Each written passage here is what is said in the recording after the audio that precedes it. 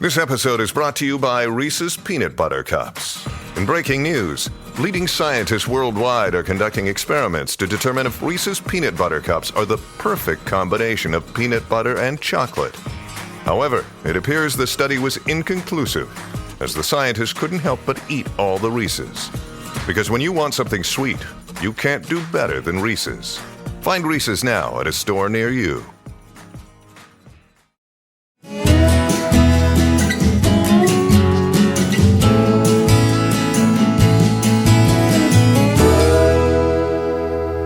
This is Central Texas Life with Ann Harder. Hello, everybody. Ann Harder here with you. You know, we're in the midst of the season, the Christmas season, and there are so many traditional sights and sounds and flavors that we enjoy. And one of the first things that comes to my mind is fruitcake. There we go. When we're talking about Christmas. And so it is a beloved treat, at least at my house. And it's so wonderful to have Hayden Crawford here with us, who is Vice President of Public Relations, one of the partners at the Collin Street Bakery in Corsicana, of course, for 126 years. 126. You've been baking these amazing, delicious cakes, and we're looking at them. They're right here on the table in front of you. About 1 million pounds a year, right? About 1 million pounds a year. We'll make most of that in the last quarter of the year. So we're making. It's a little bit of a seasonal. It's very seasonal. Mm-hmm. It's very seasonal. We sell some during the off season. We'll make a few cakes this week and a few cakes next week, and then we lean into it hard in October, November, and December, and we'll be making up to 20,000 cakes a day, hand decorated. And I had the chance to be there in the bakery, shot some video, and on my Traveling Texas segment, it will air on December 20th, Tuesday evening. We'll show behind the scenes of making some of these great treats. In fact, I think we've got some of the pecan brittle. Saw that being poured out on a marble slab, and just the way you've done it on a marble slab. And the copper kettle is really an antique itself. Yeah. Thomas McNutt was telling me that I interviewed him because you weren't feeling well. Right, you were going to be doing the interview with me. Well, when we first we're chatting about setting up this story, and of course my Traveling Texas segments for KXXV 25 News they're just fun. You know, they're fun pieces. But as a news reporter, I certainly well remember back in 2013 a major story involving the Collin Street Bakery, and that was the embezzlement of what we later learned to be close to $17 million.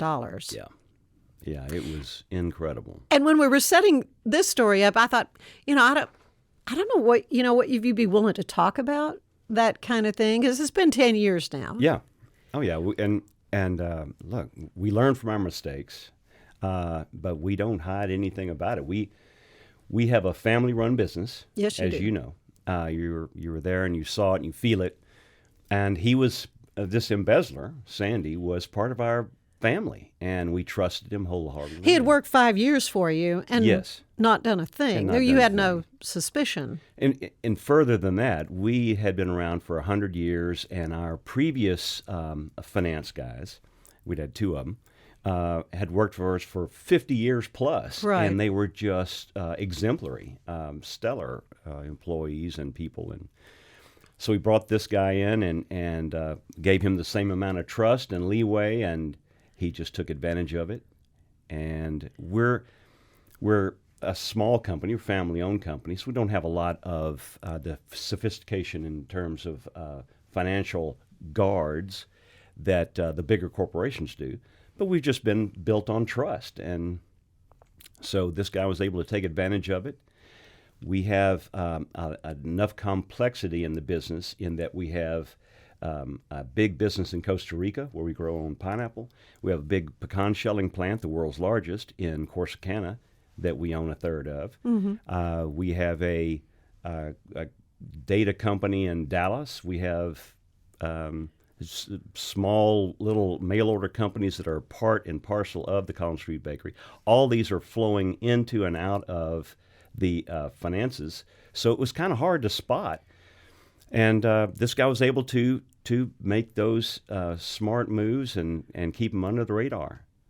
Well, looking back at Sandy Jenkins, you've described him as a Walter Mitty type. Yes. Very unassuming, very quiet, under the radar kind of a guy. But I've been in your office suite, and it's very open. The vibe is very warm and friendly and inviting, and all of your corporate office, it looks like your presidents and partners kind of open. Yeah. To the main. I mean, everything is very open. It's kind of like a Everything is newsroom. wide It open. reminded me of that openness and how he could, over the course of 10 years, be stealing $2 million a year from you, and how he could even sleep at night. I mean, I don't understand have you had a chance to really look back and do some armchair psychology, with this guy? A little bit. And one of the things that I remember now, looking back, is that he was always had some type of an ailment. Oh, really? Yes, his neck was always bothering him. His shoulders were bad. He'd go in and have these different operations. And I look back now and I realize, or I think, that's probably carrying all of that guilt physically, and it was just making him physically ill. And he was struggling with that. Yeah. He had to know that eventually he was going to get caught, and that had to be just a weight on his mind. But once he had taken that step, he couldn't undo it, and so he just kept going. I have done a lot of stories over the years about embezzling situations, and a lot of them I can think of are little churches, where the church secretary, and maybe she had a bill came due, and she thought, they're not going to, I'll take it out of petty cash, they'll never notice it, and I'll pay it back. Right. There's always I'm going to make good on this. Well, I mean, the numbers, Sandy was skimming massive. It got to where I think I read where Neiman Marcus stopped selling. They ran out of things to sell him. I mean, he had it boggles your mind how much stuff he was able to even buy. Agreed. And he picked up the name Cupcake, and then, I think he was Fruitcake. He was Fruitcake. His Fruitcake, wife, and his wife Kay, was Cupcake. And I think it's interesting that Kay, she says she didn't know. I mean, how do you not know? On a $50,000 a year salary? Yeah, $50,000 a year. Every year she was getting a new Lexus. Yeah, brand new Lexus. They bought a home in New Mexico, and on the mortgage statement they claimed that he made, I believe, $500,000. Not $50,000. And she signed that document, so she had to have seen known that. Yeah. Well, anyway, she ended up getting probation. Yeah. I guess, is she still alive? She's still alive. Yeah, but he has passed away. He passed away in prison. In prison. And he would have been about ready to get out. He'd be about ready to get out. Right now. But he committed suicide. Oh, did he? Yeah. Well, it is just, it's still very hard, even all these years later, to kind of wrap your head around what he was able to accomplish, I guess, in a way, in buying all these Rolex watches and the private jet trips he took, hundreds of them. Almost weekly, yeah. And yet you're working a lot across from him in we didn't socialize with him, and that was where he was able to go under the radar. My business partner, Bob McNutt, and I knew him as our accountant, and we never saw him socially. But we didn't see him socially. So we saw none of that. And for example, when Kay would get her new car every year, well, she would get it exactly the same as it was the year before. So an outsider would never notice she had a new car. Mm-hmm. She would know she was driving a new car, but no one else would. That was one of the little quirks that they did. And he had all these stories, seamless stories, that he inherited money, as did his wife. Well, and so how do you check that? I mean, really, it's like you sort of take people at their word. But I think I heard you say you can only be embezzled by somebody you trust. That's it. That's a statement my dad made, and I was like, well, of course. But then you think about it, you get caught off guard, and then you realize, well, if only someone that you trust implicitly would be able to take that kind of money from you consistently. Yeah. Well, let's talk about how that all did come to light. It really, heroine of the show. Yes. is an Symmetric. accounting person who was brought on, and she just thought there's something crazy about the way these checks are numbered. Right. So how did he do it? Well, so the advantage he had was, unlike these bigger corporations that have one person taking the checks in and another person writing checks and sending them out, keeping that a separate issue, he was able to do both. Yeah. So he would see how much money was coming in and know how much money he could cut for himself. Yeah. And so that's the way you do it. And one thing. So that's been fixed. Yeah, oh yeah. Oh, yeah, you learn. But that's what he would do. So he would get into the ledger, and he would write a check to Neiman Marcus for $10,000 for a watch, and he'd write that check, cut it, mail it out to Neiman's, and then in the ledger though he'd show that as a voided check. Oh, made a mistake. Made a mistake. And then he'd come down and he'd say, check to Nevera Pecan Company for pecans, $10,000. And so he would take that check and just tear it up. But when they were checking the ledgers each month, the accountants would say, well, everything matches. We showed $10,000 going out. We showed $10,000 to Nevera Pecan. Everything looks good. Next chapter. And that's how he was hiding those embezzlements. Well, she began to question, and of course she was hired and answered to Sandy. Right. Yes. So she sees something amiss, and she goes to him. She goes straight to him, yeah. So he's beginning to maybe get an idea that No, he knew. that things were coming to a head. As she tells the story, he panicked. As you could tell right away. Yeah. So she said, I don't understand what's going on with this check. It doesn't, it's not right. And he says, oh, I know exactly what that is. It's a glitch in the computer. I can fix it. Just leave it here on my desk, and I'll take care of it in the morning. And she said his face blanched. Yeah. And so she kept digging because she saw something in his face. And she was able to find more and more checks. One thing she found, that another scheme that he was doing was he would pay his credit card off with checks. So he had a card that the bakery did not have as a corporate card. Mm-hmm. He had as a personal card, and he would pay that off. And so those checks were showing up, and she was like, "What's this? We don't have that Citi card or whatever that credit card was." And so she realized that was an issue too. So she dug up enough of those to show a problem. And instead of presenting to him, because she didn't trust it anymore, she went to his boss. Right. And we called him in the next day and fired him. Yeah, and that's when the color really drained from his face. Oh, yeah. And I understand he's trying to come up with some defense of being bipolar or something. Yes. He said, if I claimed, if I'm bipolar, does that give me a defense of any kind? And our two executives were like, you need to take that up with the police. Or your knock yourself attorney. out.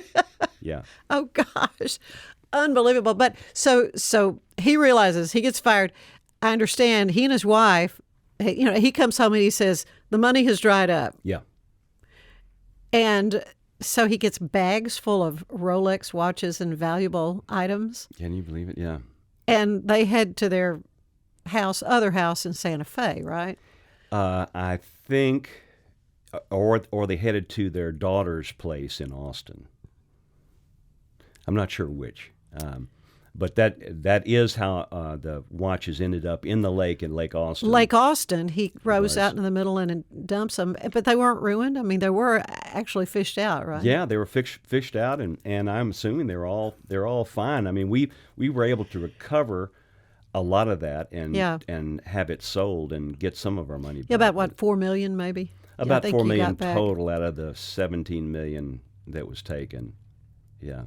So, unbelievable. It's just unbelievable. Well, you mentioned, and I think it's interesting that the gentlemen who who are running it have been so proactive and thoughtful and intentional and in the business and like having in Costa Rica a resource for all the fruits, the pineapple and the papayas and all that go into a fruitcake, and pecans. I mean, you can see on the box, covered with these beautiful, luscious pecans, to have your own pecan company. So they've been very, intentional about having good business practice. So when you're seeing, we just should be making more money at the end of the year. What were those meetings like, where you're trying to figure out what, where the leak is? Right. So again, we have a complex business with a lot of inflow and outflow of money. So when we started the year, each year we typically anticipate making about $1 million to $2 million. Good year, up to $2 million. And so we would start the year, well, looks like we're going to make about $1 million at least. And we'd finish the year, wait, we broke even. What happened? And so one year we thought, well, let's look into our margins, because we have 200 plus products. Maybe our margins have slipped, and maybe we're losing money when we think we're making money, and that's where our problems are from. And so we checked our margins, and that took about a year, and everything seemed fine there. And so then we thought, well, maybe it's our inventory.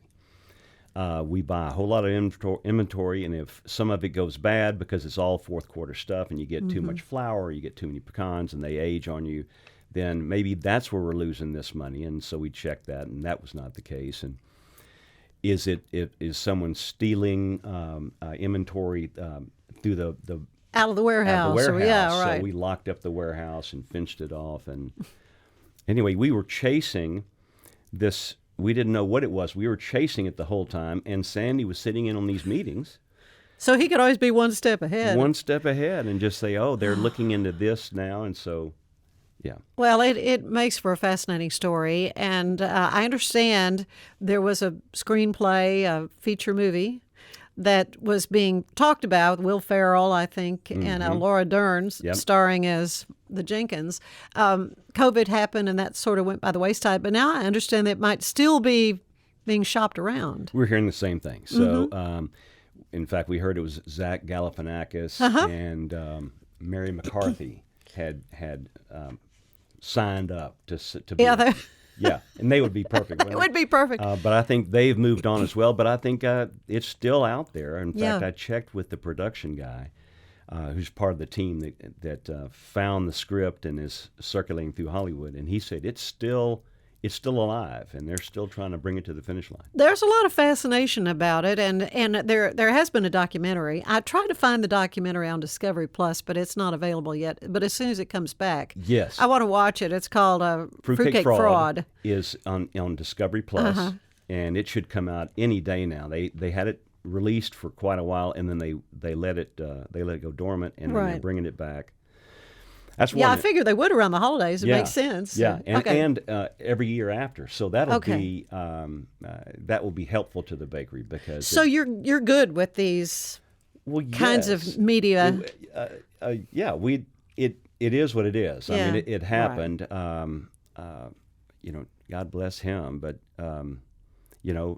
you can't stop that kind of thing. You just go on, and we persevere. And, well, I mean, honestly, the miracle is the business was able to withstand it. Yeah, so true. Because so many, we saw COVID, so many businesses went under because of that, relatively brief. And this was a 10-year embezzlement you guys were dealing with at Collin Street Bakery.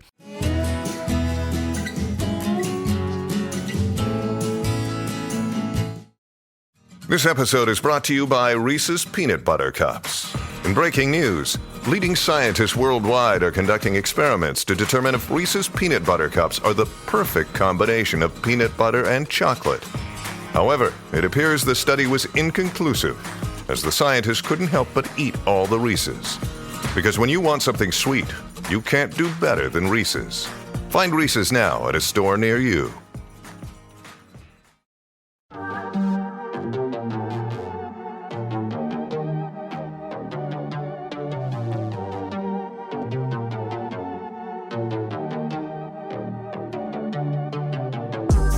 Hey y'all, I'm April, Hi, I'm Caroline. and we have a new podcast for you. What's it called, Caroline? Bloody Happy Hour. It's going to be your new favorite guilty pleasure. We're going to talk about some bloody stuff. Serial killers, true crime, Rape. rapists. Why not join us? We'll have a good time. You literally never know. I don't know what I'm going to say. Bloody Happy Hour. Apple Podcasts, Spotify, or wherever you listen to podcasts.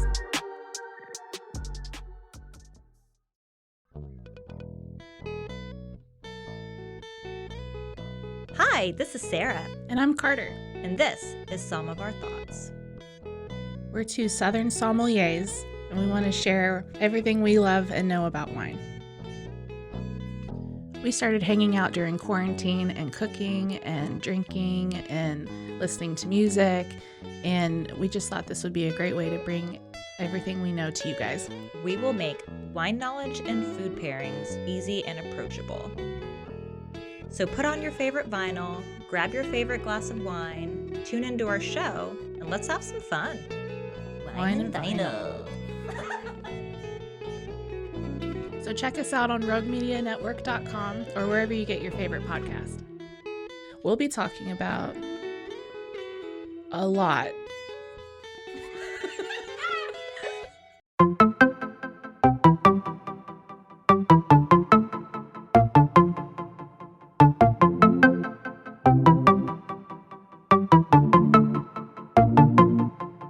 Welcome to One Star Rewind, a new podcast about those dreaded one-star reviews that every business owner hates to receive, but yet every customer loves to read. During this podcast, we will peel back that one-star review to better understand how it happened, when it happened, and what the business owner is doing after receiving that one-star review. This podcast will be about love, hate, and laughter. On One Star Rewind, we will meet with real business owners who will tell their stories and how they do rely on reviews for their business. Follow us on Facebook, Instagram, or download us at roguemedianetwork.com. Please subscribe, but only rate and review for not a one-star review. Join us each time for a new review and a new story.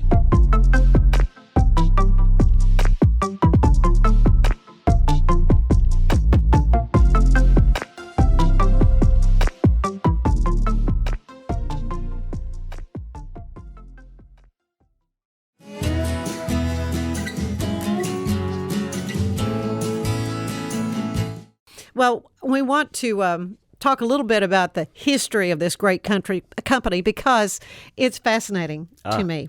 How you originally were in a smaller building. Yep. There was also a hotel Right. on Collin Street in downtown, the old antique part, historic Yes. Corsicana.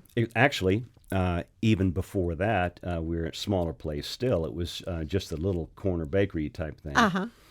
And after about 10 years, it was so successful that that's when they built the hotel on top of the larger facility. Oh, okay. All right. And then from there, we moved in the 60s, we moved to the current location, which is about 150,000 square feet of production space and storage space. Yeah. The interesting thing to me was how your mail order business really happened because of John Ringling of the Ringling Brothers Circus. Yeah, isn't that crazy? So back then, Corsicana was a boomtown, an oil boomtown, and lots of folks were coming through, entertainers coming through and entertaining all these oil rig workers and stuff. And so John Ringling and his troupe had come through, and they were staying in our hotel, and they'd pick up fruitcakes, and they would take them with them when they went overseas, touring and traveling with their family and whatever, and they were handing out these fruitcakes to family and friends over there. Those folks were writing us saying, "Can you mail us another one of your fruitcakes?" And that's how we attribute the business going through the mail order and becoming so successful. Yeah, well, it was it's a food that has its roots really in the old country in Germany. Right. Let's see, his name was Gus Weidmann. Gus Weidmann. Weidmann You may from be saying it right. from Wiesbaden, Yeah. Germany, and of course I'm German. Maybe that's why I love fruitcake so much. My German roots are coming through. But yeah, the German influence in Texas is very strong, and this is a favorite food from Germany. And what made it perfect for the mail order business is the fact that it doesn't have to be refrigerated. I mean, Absolutely. it's dried fruits and It was homemakers invented it as this is before refrigeration, so they could just put it in a root cellar and then bring it out as a celebratory maybe soak cake. it down with a good alcohol and and let it sit for. Do you a couple do that of to months. I don't like alcohol in my fruitcake. food. Yeah. I just don't. It gives it a little bit of a whack, so I don't do it. Bob, my business partner's dad, who ran the bakery for years, used to say that for us to add liquor to fruitcake would be a ruination of both the fruitcake and their good liquor. And the liquor. Yeah. So we never did it. Okay. But you could choose to do it if you want It is a to. thing, yeah. Yes, it's a thing. You can do it. But it's nutritionally dense. I mean, it's pretty packed with calories. I mean, a little piece will do you. Well, about a half ounce is about 100 calories. But now what we're doing now is we're trying to capitalize on that because it's 30% pecans or almost 30% pecans in all this fruit. We're trying to make a protein bar. Oh, good. Oh, we're actually not trying. We're making one. We just haven't come out with it yet, and we're capitalizing on that dense calorie quality of fruitcake.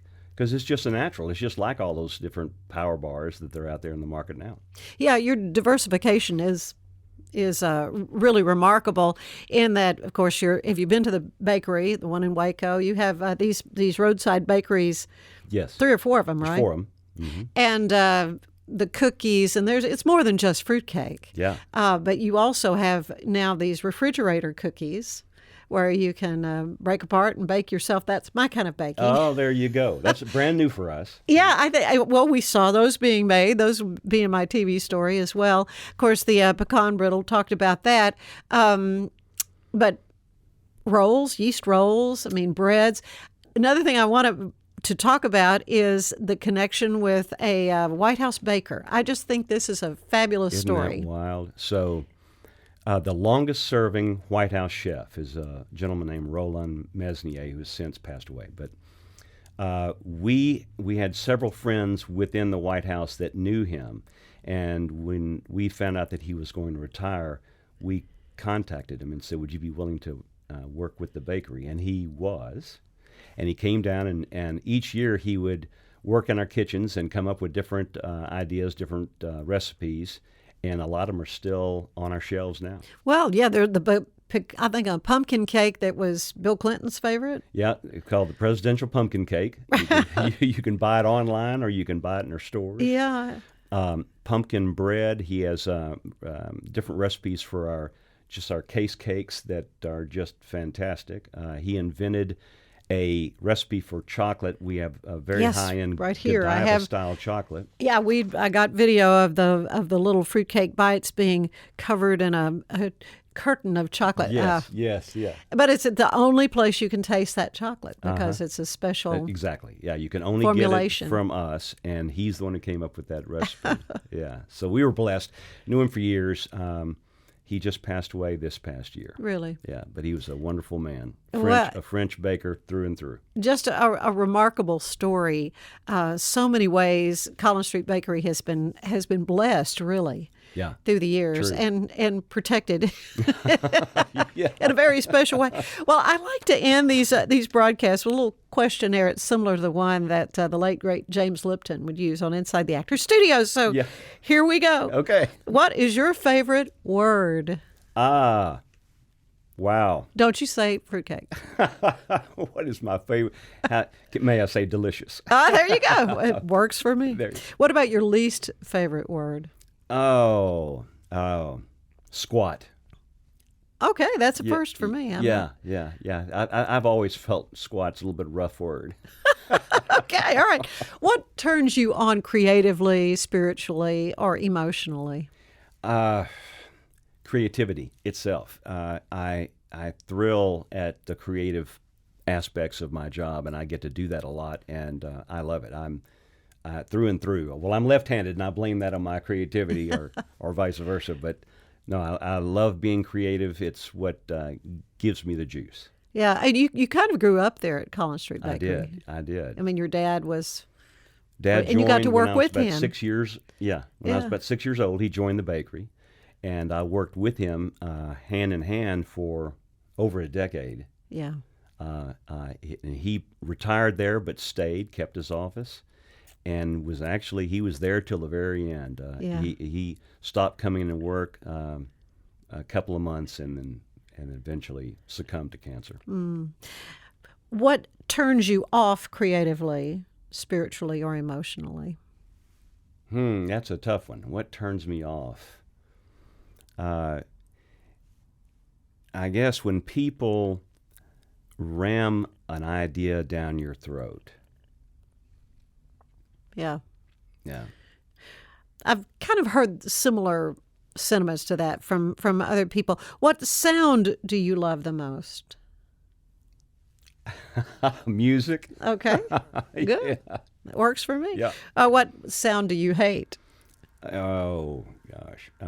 Sirens. Yeah. Yeah, horns blasting. What other profession would you have liked to try? Well, I have to tell you, when I was a kid, I thought I was going to be an archaeologist. So I've always talked about that. And then I decided I wanted to be a psychiatrist. And I had that idea for a while, even in college. And I just never pursued it. I ended up getting in the business that my dad was in, and it's been a perfect fit. Anyway. Yeah. What job do you know you would not want to do? Working outdoors in the summer. Yeah. In Texas, especially. Yeah. Holy mackerel. Makes you appreciate those folks that do. Well, finally, what do you want to hear God say when you arrive at the pearly gates? Welcome, Hayden. We were waiting for you. Well, you have just been a delight, and I so appreciate you telling the story, because when I've talked to people, I'm going to Collin Street Bakery and going to do a Traveling Texas on that, they want to know, still in business. Oh, yeah, it's very much still in business, because I think it was such a big story and it was such a massive amount of loss. Yeah. It's really remarkable. The business is doing just great. It is.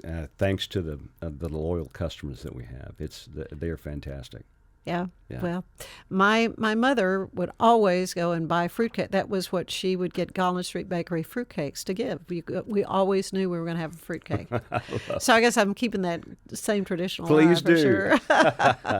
Well, Hayden, thank you so much. It's been a delight. Thank you, Ann. Appreciate it. And thank you for being with us. We'll see you again on Central Texas Life. Bye-bye.